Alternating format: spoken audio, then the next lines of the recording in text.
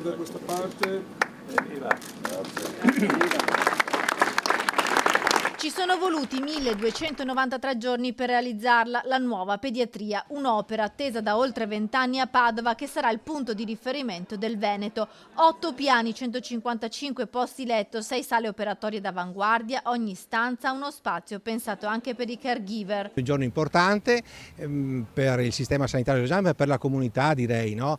Padovana e veneta e anche nazionale e internazionale. Pensate ai bambini di Gaza che abbiamo ricoverato nella nostra pediatria e che troveranno, spero di no, che non serva più, ma che possono trovare appunto risposte sicuramente accoglienti e efficaci in termini sanitari. La consegna dei lavori il 17 marzo del 2022, la conclusione del cantiere lo scorso 30 settembre, prima un lungo iter giunto ad una svolta nel 2017 e poi nel 2019 con l'abbattimento della palazzina di pneumologia dove oggi sorge la nuova pediatria.